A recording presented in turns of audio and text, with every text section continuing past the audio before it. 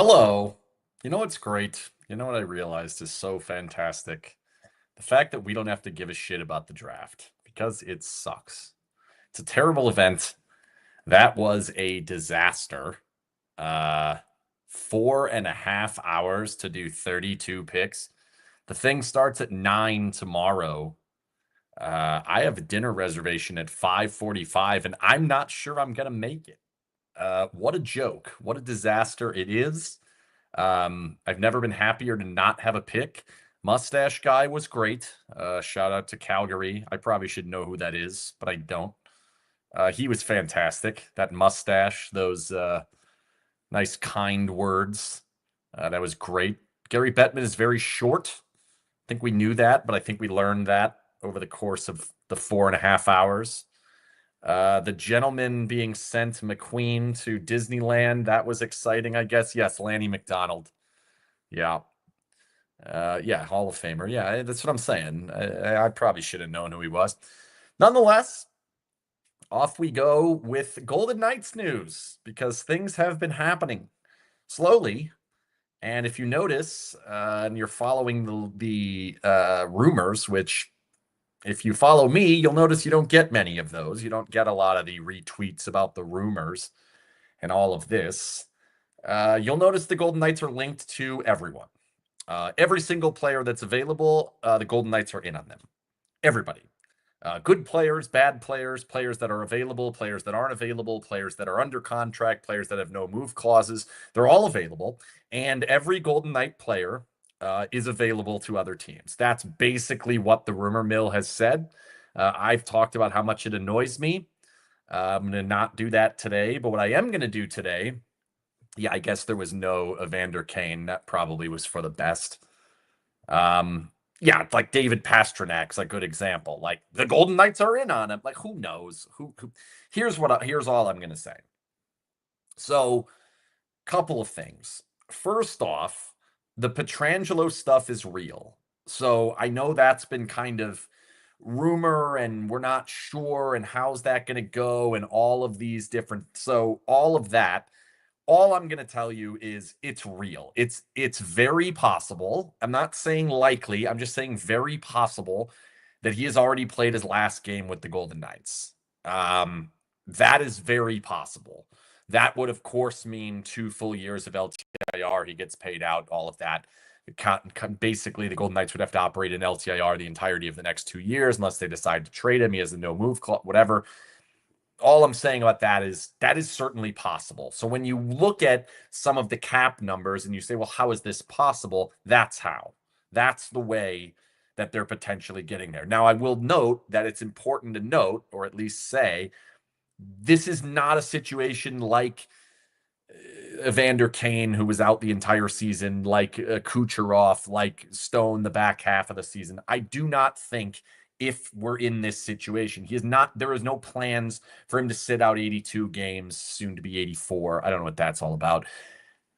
And then play in the playoffs. That's not what's going to happen. So it's more than likely, if this is occurring, that he will be completely out, and whatever they replace him with is basically just the Golden Knights are operating underneath the cap without Alex Petrangelo. And we'll talk a little bit about more that what that looks like in regards to, do they need defensive help? What does it look like if they get somebody, whatever. It's not decided yet, as far as I understand. I have multiple sources that are more so on the Petrangelo side than they are on the Golden Knights side talking to me about this, multiple of them. Basically, it's pretty clear it has not been decided. From what I gather, to kind of give you more information about it, there's an injury that's fairly serious. It requires a surgery to get it back to usable without significant pain, is how I understand it. He can probably play through it, but he won't be at his strongest, and that's not really the way Alex Petrangelo wants to go about starting a season and then starting 2 seasons beyond that. That's unlikely. I think it would probably lead to him not being as good, not something he's really up for. So the question is, do you get the surgery, which is supposedly a full year-long surgery, a long time, in turn then potentially playing next season? next season being 26-27, not 25-26, the one that's coming up? Or do you say that's probably not necessary for quality of life moving forward beyond hockey, and say I'd rather just move on with my life and not really worry as much about it, and then not have to ever deal with all the rehab and all that, not go under the knife, not deal with that. In which case, then you probably would say either he fights through it and sees how he can do, which would hinder the Golden Knights offseason if that is the plan, or he just says, I don't think I can play on it ever. They're going to clearly not be able to clear him through a physical. He can then go on LTIR and off we go. Again, I think it's important to note it has not been decided as far as I know as of today, which does make things awfully difficult for the Golden Knights as of Tuesday. And inevitably, Mitch Marner's situation is going to go down the path of not being Tuesday. It's probably going to be 5, 6, 7, 8 days, whatever, 18 days. I don't know. They're going to need some sort of answer on that. Kelly McCrimmon has not spoken for quite some time since the end of the season. Most other general managers have. Most other general managers were up there today, spoke about their first round picks. Golden Knights didn't have a first round pick. We assume there will be a press conference tomorrow based on the fact that there is the draft tomorrow. There has not been any announcement as of 8:41 p.m. on that, so we don't have much on that. I don't know what they would say. I don't know how they would approach that. I don't know any of that. I do know that the question will likely be asked, are you planning on utilizing the $8.8 million of his salary this summer? Is that in the cards? Is that possible? And I don't know what the answer would be for that. I do know that it is possible, which is why you're hearing the Golden Knights linked to literally everyone. Because in theory, the way that I would assume that this is going, they would probably prefer Marner. The Golden Knights typically like the best player. Golden Knights typically say, we want the best guy available. He is the best guy available. He's basically a 100-point player, 30-goal scorer. That's it. Now, if he decides, I'm not going to Vegas for whatever reason, if they can't come to terms on the money or the length or whatever, he doesn't want to, whatever, they have to have a secondary plan of how they're going to attack this beyond that. That's why you're seeing them linked to literally every single player, because they probably are asking about every single player. Does that mean they're going to get every single player? No, it does not. Now, the things that have happened, Smith and Saad. First off, we'll talk about Reilly Smith. I think it was abundantly clear at the end of the season, Reilly Smith did not want to play for anyone else. Reilly Smith wanted to re-up with the Golden Knights. I think $2 million is about right for Reilly Smith at the situation that he's in now, considering he has the full no trade clause, not a no move clause, so they could potentially waive him and then put him in the AHL, and then or somebody can pick him up. So there is actually a way around it. I hate that fact, and that actually happened to Barclay Goodrow not too long ago, where they had a no move or no trade clause, said, I'm not going to San Jose. They said, okay, then we're waiving you, and San Jose just claimed you. Oh, shit. I guess that could happen. Unlikely. Chances are not likely going to happen. As far as getting Reilly Smith back on a one-year deal at that price, it's good. I think it's a good thing to have happen. I think it's good for Reilly. It's good for the organization. It's good for the fans. He's a good penalty killer. He's a good fit with William Karlsson. He still seemed to have it down the stretch. Very good in the postseason.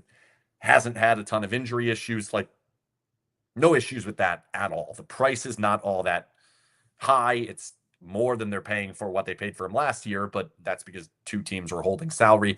Either way, I'm not all that concerned about that deal in any way. I think that fits. I think it made sense. I'm happy he gets his no trade. I'm happy he gets to stay here.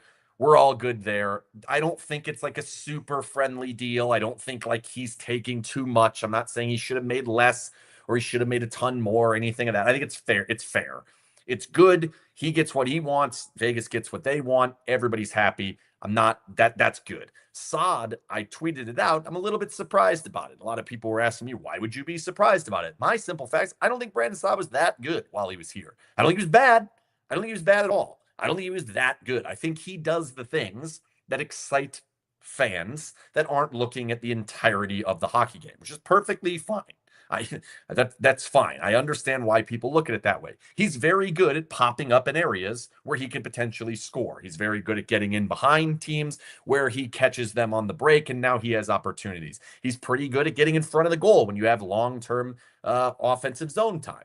What he's not that good at, in my opinion, is holding the puck, transporting the puck through the neutral zone. I don't think he's all that good in transition. I don't think he's all that good off the puck. I didn't see him in power play really at all. I didn't like him on the penalty kill. He didn't really play all that much 6-on-5 or 5-on-6. So to me, it's like this is a player who, at the price, I think there's other ways that they could have gone. I just don't see all that much upside to a Brandon Saad. I understand the points were there. I understand he hit some posts in the playoffs. I understand the injury led to not getting to see what he was able to do. There seemingly was some chemistry on the line with Dorofeev and Hurdle. Okay, all of that put together, I don't think he's very good defensively. I don't think the upside on the offense is all that massive. And so, therefore, I would have preferred going down the route of trying to find another version of, and you're going to hate me, but Alex Holtz or Victor Olofsson or someone who potentially is younger, who hasn't gotten as much opportunities, who you could put in that situation and maybe you get more out of. You're trying to find the next Chandler Stevenson, trying to find, if you want to go down that road, Brett Howden, whatever, as opposed to a player that we're pretty sure what we're going to get out of. And now there are injury issues. Of course, I want to note it's not that big a deal. It's not a massive contract. It's not going to get in the way of doing anything else. It's probably not even going to get in the way of somebody else having an opportunity to play because they still need other players. Like, I don't think it's that big of a deal. I don't think it's a massive overpay. I don't think it's some sort of problem or horrible offseason or anything of that sort. I guess my point, all I'm saying is I just didn't think the fit was good enough to spend this amount of money with the full no trade clause. I don't like it on that one because that potentially you could need to do that if it doesn't work out worse, because I think it could work out worse than Smith, where I don't think Smith really can work out all that poorly. We've seen it for whatever, almost 1,000 games. I'm not that worried about that. So to me, this deal isn't great. It's not even good, but it's not like horrible. I don't think it's that big of a deal. I do think eventually you're probably going to be looking at a guy who's not going to play in the playoffs when the Golden Knights get there. I think the Golden Knights are going to get there. I think they're going to have extra players along the way. I think they're going to have different options. I don't think he'll play come postseason time. Reminds me of the Teddy Blugers or the Phil Kessels. There's some other guys down the road in previous seasons that didn't get to play in the playoffs because they just didn't fit with what Bruce Cassidy does. I don't think he's a great fit with what Bruce Cassidy does. I do think the more we've seen it, Bruce Cassidy doesn't really stand up for it. I don't think he stands up and says, that guy's not going to fit with me, or that guy doesn't fit with me. Instead, they end up keeping guys or getting guys, Anthony Mantha, Alex Holtz. There's been other guys in the past. Phil Kessel's probably another example. They're just not great fits. And then when push comes to shove in the most important moments, they don't play. That's not what happened to Brandon Saad. He was injured. He was better than Cole Schwindt or Raphael Lavoie or Jonas Ronbier or whoever it was come time. I didn't think he was better than Victor Olofsson, and he got the call over Victor Olofsson. I'm not sure he was better than Tanner Pearson. He was getting the call over Tanner Pearson. So that's where I'm at. I think as we move forward, that's kind of where I see it. I also think there's more likeliness of a decline as opposed to possibly going for somebody else. But I do think the floor is high enough that I don't think a $2 million deal for 1 year is all that big a deal. It doesn't really matter. Again, I do not believe that it stands in the way of anything they're going to try and do this offseason, assuming they get clarity on Petrangelo. If Petrangelo is going to play, if you do not have $8.8 million of more extra money to throw at whatever you want to do, they were never going to be in on the Mitch Marner sweepstakes. They were never going to be in on the Ehlers or Besser or Bo Byram or whoever else we're naming. They weren't going to be in on basically any of them, in which case now you're just trying to fill out the bottom of the roster. Petrangelo's back in your roster. and you go from there. And Saad, Smith, couple of younger guys, okay, you're fine, right? Like you're not in that bad of a spot, not that big a deal. If you do have that extra money, the money that goes to Saad and Smith does not really get in the way of paying Mitch Marner 13 and a half, $14 million, whatever it happens to be. And then I've heard a number of people talking about Eichel. Eichel is up for a contract extension as of Tuesday, July 1st. However, even if he signs that contract extension, no matter what the number happens to be, no matter the length or the terms or any of it, it doesn't start until the following season. It doesn't start until 26, 27. So no matter what happens with Petrangelo or Marner or whatever else they decide to do, that's not going to come into play until next season. So doesn't really make a difference. I do think Marner potentially has some impact on Eichel. Whatever Marner signs for, Eichel has to be at least that much, if not more, unless there's some sort of bridge or something goofy that goes on. But I do think that plays into effect too, and they have to be a little bit careful that you don't go overboard on one because you're probably going to have to go overboard on the second one as well. As far as Petrangelo and the loss of what it could potentially be, I'll put it very simply and very straightforward. If Petrangelo is injured and cannot play this season, and then they go out and get whatever it ends up being, I would assume it probably would be Marner. I do believe the Golden Knights are going to get Mitch Marner. That is where my mind is currently. I don't have any sources saying he definitely is. I don't have any whatever. All I'm doing is reading the tea leaves of what's going on. I do believe he is the most likely off-season addition for the Golden Knights. If you were to tell me at the day that the Golden Knights lost, with as good as Alex Petrangelo was in the postseason, we're trading Alex Petrangelo for Mitch Marner, I would have said, let's do that. So in that respect, I'm good with it. I don't have any real problem with it. You say the added amount of cap is the difference. We're good. Mitch Marner plus the added cap that goes up in this season, I'm in for that. Now, if it starts getting into they don't have that deal, and now Petrangelo is going to play but isn't going to be 100%, and you have to do something like a Barbashev, a Wah, something else, Haig doesn't come back, whatever. I I don't buy the Hurdle stuff at all. I really don't buy the Carlson stuff at all, so I'm not even going to go too deeply into either of those. I've talked about Carlson in the past. I think the Hurdle thing, a bunch of people just made shit up. I don't know why people kept jumping onto the made up shit. Doesn't make any sense to me. I don't think that's actually going to happen. I'll eat my words if it ends up being wrong. But whatever happens there, there is a potential that you could be ripping too many pieces away and then putting him in. And now you're a little more shallow of a team as we go. I don't think it's going to be a sign and trade. I've seen that. I think it would have been done already. There's no real reason for the Golden Knights to do the sign and trade. I don't think he wants the 8th year necessarily. And even if he does, wouldn't really benefit the Golden Knights to do that anyway. Just wait. There's no real reason to give up something to then do something you don't want to do. So I don't really see a sign and trade as a great idea. I've seen a couple of people mention Trevor Connolly. I don't think Trevor Connolly is going to play in the NHL this season. Maybe towards the end of the season he gets a couple of games because he's having a good run and they need some guys to come up. I don't think he's going to be ready to play in the NHL this season, just based solely on where he was, what we saw last year, how much he played last year, his age, what it looked like in the AHL. It's not like it was bad. It was pretty good, actually, in the couple of games, 6 games that he played in the AHL. I just don't think he's going to be even close to ready. So I wouldn't start looking at it and saying, well, we're going to slot him in on the second line, third line, whatever. I would not expect that to be the case. I think they're going to have to fill it with other different players and find different people that can fit in. Will that be Cole Schwindt with extra time? Will that be Raphael Lavoie? I don't know. We'll see as we go. There's plenty of time. I think it's going to be a pretty seismic offseason comparatively to what we've had in some of the ones in the past. You think of like the biggest moves that have happened in the past. It was Pacioretty one year that came with Stastny. It was Petrangelo one year that led to Schmidt going out. There hasn't really been a ton of other things that have happened in off seasons that have been really seismic. There's been shifts here and there. Last off season was a lot of people leaving and not a lot coming back in. You had the year where Dodonov came in, and there's been some other things. I think this is going to be a bigger one. I think someone in the top 6 is probably going to find its way into this lineup. That's kind of just how I see it because I do believe Petrangelo is going to go on LTIR at the very least to start the season. I think he's probably going to, I would be surprised if he plays this season. That's kind of my read on that at this time, which is why I expect them to do something fairly significant next week.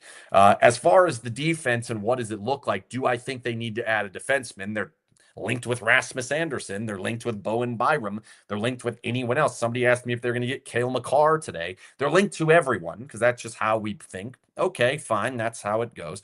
I'll deal with it. I'll laugh at the rumors when I laugh at the rumors. But I think without Petrangelo, you're definitely missing something at the very top of the lineup. I definitely, yeah, let me just answer this one real quick. What if Petrangelo decides to retire? He won't. There's not a human being on the planet that would just hand back $17 million for absolutely no reason. He's not going to retire. He would, no one would. Not a single person listening to this would. Not a single person who's anywhere. There's no way. There's no way you would say $8.8 million. Yeah, I don't need that. No big deal. When they can just put you on LTIR, insurance will pay for a portion of it. So the Golden Knights aren't even paying for it. He gets cut his check.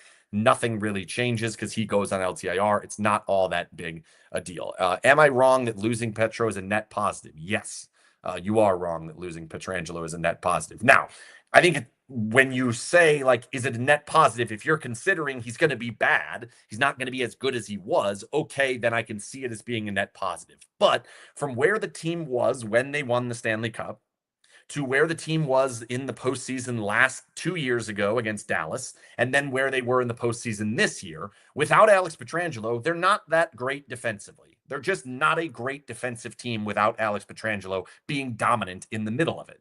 And if you say we lose him, and now there's $8.8 million, I think it's going to be awfully difficult to find someone playing at the level of 2023 Alex Petrangelo. And that's where we want to get to.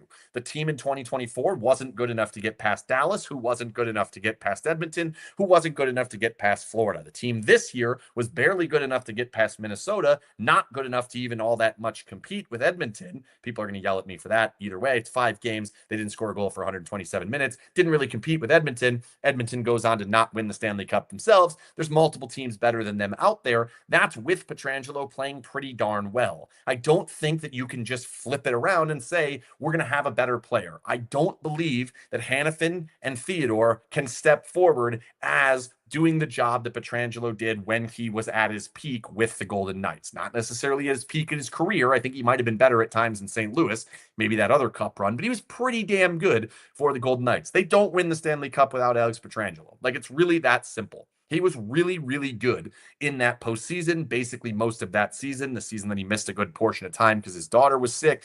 He was very good that season. Regular seasons recently, he hasn't been all that good. However, he has been really good come postseason time. He was good in this postseason. He was very consistent in this postseason. Better than, I would even argue, McNabb, who had a great regular season. I thought Petrangelo was better in the postseason. I thought he was better than Theodore Petrangelo was in the postseason. I thought he might have even been better than Hanifin in the postseason. So, as you take him out, and you're saying, are we getting better by losing him? No, definitely not. Are you getting better potentially by having a hindered Alex Petrangelo playing at $8.8 million as opposed to getting the Alex Petrangelo on LTIR? Yeah, that's potentially a positive. I can see it going that way because that does then allow you to make something happen, do something bigger, make an actual splash, and change the team from one that came up short last season to one that can actually do it. Because we also have to remember, and I think it's fair to look at, and I posted this a couple of days ago, that, yeah, all right, fair enough, Seth. Sorry, I kind of went after you there because I don't think it's a net positive. I don't think it's a good thing that Alex Petrangelo is not going to play. But I posted an article a couple of days ago where it showed all of the season or like career bests that every single player set this season. And the number of players that had goals and or points on their season high, career high ever, was very large.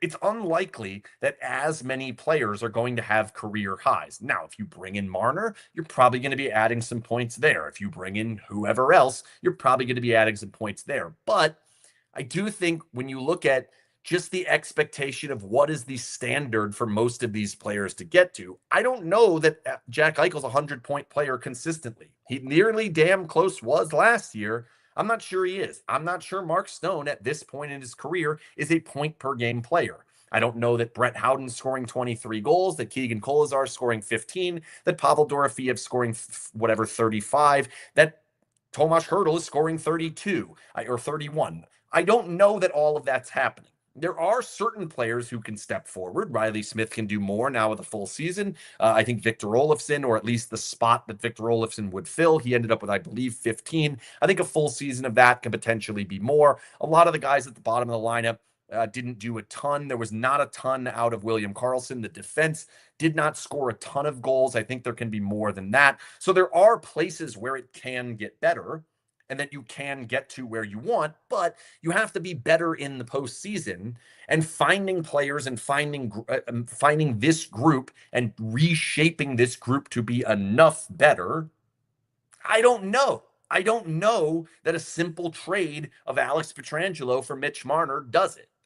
That's potentially not the only thing they're going to do. I do think there are options. There are ways that this team can maneuver this, that they could potentially be right back in the mix. They have a lot of good players. They're going to have a lot of good players. This team's still going to be the best, if or the second best team in the division. They're still going to be certainly a top 5 team in the conference, almost certainly a top 10 team in the NHL. Can they make the perfect moves at the perfect time to go from where they are now to being better than Edmonton, better than Florida in the time that it matters after a full 82-game season when they're going to be one of the older teams in the league? Edmonton was the oldest team in the league, I believe, this year, and it looked like they might have run out of gas come down the stretch. So we'll see. As far as the rest of the league, one thing that I have noticed with the cap going up is a lot of teams are trying to get better.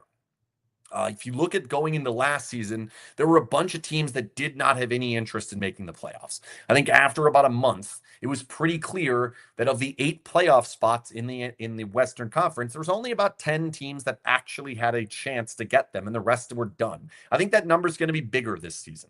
I think that number could be as high as 12, 13, 14 going into game 1, and then by the end of the first month, it maybe whittles down to 11 or 12 as opposed to 8, 9, 10. It was probably 9 or 10 last year. I think there's a lot of teams that potentially are saying we are going to try to get better. Utah's clearly trying to get better. Nashville's still trying to get better. A lot of the other teams in the Central, like eventually, I think you might start seeing San Jose starting to get back in the mix, Anaheim starting to get back in the mix. Like that is possible. Seattle's trying to get better. Not so sure that the plan is going to work, but they are trying to get better.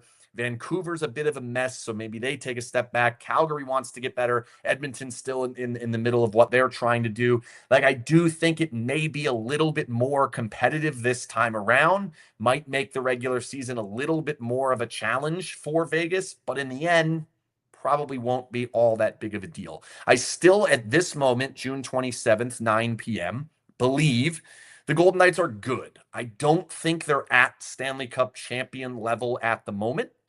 They were clearly there in 2023. I thought the offseason going into 2024, the 23-24 season, the year after they won the cup, I thought they were still there when they got to getting all the extra players. And at the deadline, it was like, well, if everyone's healthy and everybody gels, they're still there. I was never sure over the course of this season. I was never sure in the postseason. I never quite got there. The Minnesota series, I think they won that because they had a better coach than the other team. I think that series was close to me. Edmonton series was not close to me. And I still think the Golden Knights had a better coach. I think their coach is halfway decent, but I think the Golden Knights had a better coach there. We'll see where we go. This is an important offseason. This is the beginning of a reshaping, I think, of where the team is going to head between now and, say, 2 years, 3 years from now. You're going to start to see the moves that happen this year, this summer, this deadline, next summer, next deadline. That's going to start to shape the next generation of, are the Golden Knights going to continue being good, as you start to see Stone fall off and Karlsson fall off and McNabb fall off and already Petrangelo's falling off. And as these things start to happen, How are they going to find that next step behind him? Smith would be in that group. Saad now is in that group. Pearson in that group. So yeah, like how do they find ways to get to a point where they've got the next generation of players with Eichel leading the charge and Theodore and Hannafin behind him? And if Marner ends up being in the middle of that, what is that group going to look like? How do you make it deep enough? How do you put yourself in a good enough position to go from very good to the absolute best? Because that's where we're at.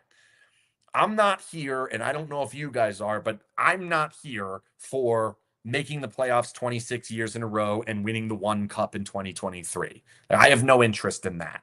I would rather find ways to get to the point where this team's going to win again. I think that's going to be the plan in this offseason. I'm not 100% sure that this offseason is going to be the point where they're actually going to be able to do it. But I do think that this offseason is step one on this path of doing it again. Can we make the moves this offseason, this deadline, next offseason, next deadline to put ourselves in a position to be good enough to win? That's what I think the front office is trying to do. And I'm not saying win the division. I'm not saying win enough games to make the playoffs. I'm saying win the Stanley Cup, win 16 games come playoff time. I don't think it was good enough this year. I don't think it was good enough the year before, even though I understood where they were going that season. I don't believe that last year they were ever actually a true Stanley Cup contender, which is weird because they had one of the best records in the league. They were one of the more consistent teams in the league, but the games against the better teams, I thought pretty clearly indicated that they weren't there with them. And then the postseason indeed, to me, indicated that they were basically a one-line team that relied on can they defend, and Aiden Hill didn't have a great postseason. I think he can be a lot better. I do also wonder, what does the backup goalie look like? I don't think it's going to be Akira Schmid. I do think they're going to go do something. I do think there's going to be a cost to that. I think they'll pay more than they did for Ilya Samsonov because I don't think the Ilya Samsonov experience worked. In the end, won the division, had a whole bunch of points, didn't really make any difference. Guy was not needed at all in the postseason. We'll see. That's all I've got for tonight. I do not expect to do another one of these until at least July 1st. So we'll see what happens on July 1st. I don't expect the Mitch Marner sweepstakes to be done on July 1st. However, I do think we'll have a better idea as to where the Golden Knights are headed on July 1st. I think we're going to get a little bit more information from the organization on Petrangelo. I think we're going to get a little more information about how the pieces fall, where the different pieces fall, who's going to use their salary cap, and then where the Golden Knights are at that point. I don't expect that as of Tuesday at 3:00, whatever it happens to be, we're going to be sitting here saying, all right, the off season's done. I don't think it's going to be that. But I do think that as we look at that day, as that day ends, I think we're going to be in a position where we're going to say, all right, we know what's likely coming next. We don't know all the exact specifics on it. There we go. I do not expect the Eichel extension directly on July 1st. I think they're going to push that a little bit to the back burner. I don't think that that's like necessarily considered a back burner item, but I do think that you want to figure out the rest of what you have before you get to that. And I think the framework and the idea of what's going to get done with Eichel's probably already there, but it's not something you have to get done because it doesn't really make a difference as far as what occurs this season. It doesn't start till the following season. So I don't think it's something that they're going to rush out and do right away. If it happens, cool. No issue with that. If it doesn't happen, I don't think there's any room for concern or room for issue. I do believe if we get to playing games, then we can start to ask, all right, well, what's going on here? Would I swerve and go Besser or Ehlers instead? I would not. I don't think Besser or Ehlers are anywhere near the level of Mitch Marner. If we're going for the best player available, it is Mitch Marner. I don't even think it's all that close. So that's really all. That's where I'm at. I do think, though, they're going to get Mitch Marner. Like, I really do believe that. And I do believe that where the offseason heads if they don't get Mitch Marner is concerning. If you look at what's going to happen and what's going on with Petrangelo, if they're actually in on the Marner sweepstakes because of the fact that they have the money for Petrangelo, what does it look like if they don't? That's concerning. Partially, though, I don't think that's what's going to happen. I just don't. I think if the Golden Knights want a player, they'll get him because this is the best city in the world to live in. This is one of the best cities in the world to play hockey in because of all of the different reasons. There's a million different reasons, and very few of it actually has to do with how good the team is. It's nice, it's a nice added benefit, but for the most part, it's ease of where you live, it's weather, it's golf, it's where the players live, it's how close we are to the airport, how close we are to the practice facility, how easy it is to get down there, the media pressure, all of it.